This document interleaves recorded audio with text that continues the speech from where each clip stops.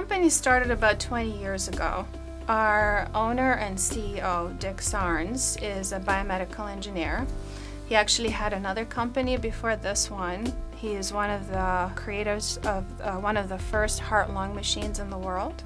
We manufacture a seated cross-trainer, and because of its unique design, when a person is able to move at least one limb, so let's say your right hand, the rest of your body is paralyzed because of the design of the machine. Once you move your right hand, everything else moves in a passive response.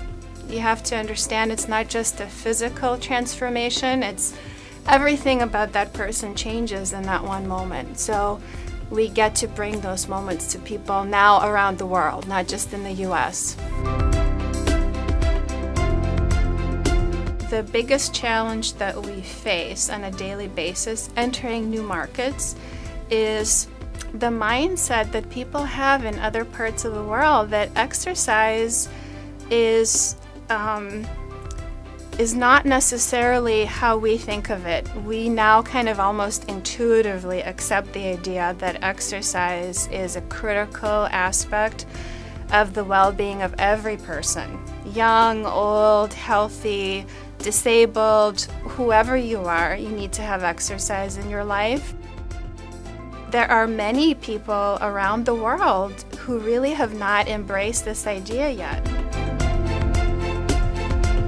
Early on, when I took on the role of international business manager for the company, one of the things I was tasked with is creation of a go-to-market strategy. How are we going to do this? How is this little company in Ann Arbor, Michigan was going to reach out to the rest of the world? So early on I made the decision that we were going to work with distributors around the world, and we were going to build up a team of really sophisticated, visionary type of companies who really got the idea and understood the challenge that they were going to have in creating awareness for our product in their market, but yet saw the huge opportunity for them. This is where the commercial service has been an invaluable resource to us. They facilitated a conference call and follow-up emails and all kinds of help with a distributor in Korea. So I talked to the Seoul team.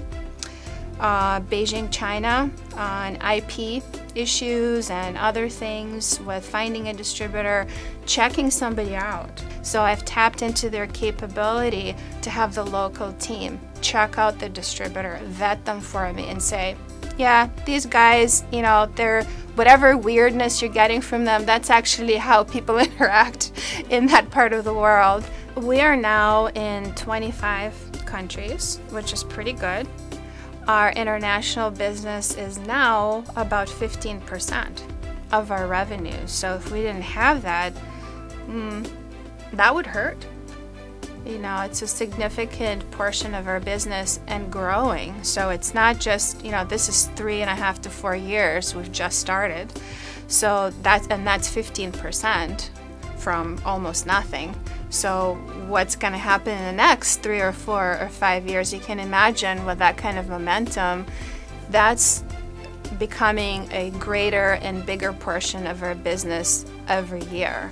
So we've added people, we're hiring people.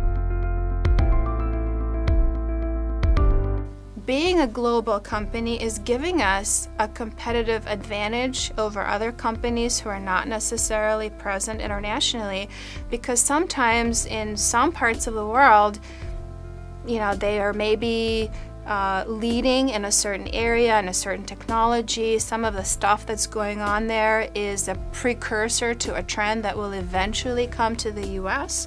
So we have the opportunity to sometimes kind of see the future. It's like a crystal ball, and you have to be observant.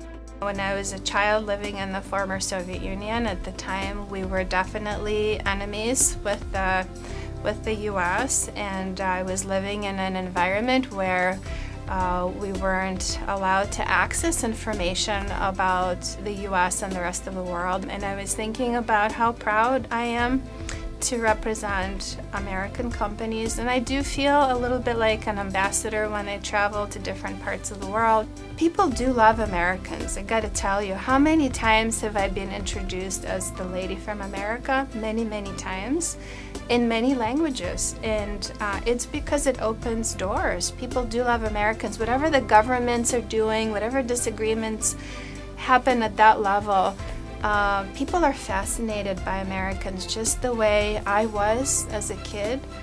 And so now I get to be the person from America, and people open their doors for me because of that. So life is amazing.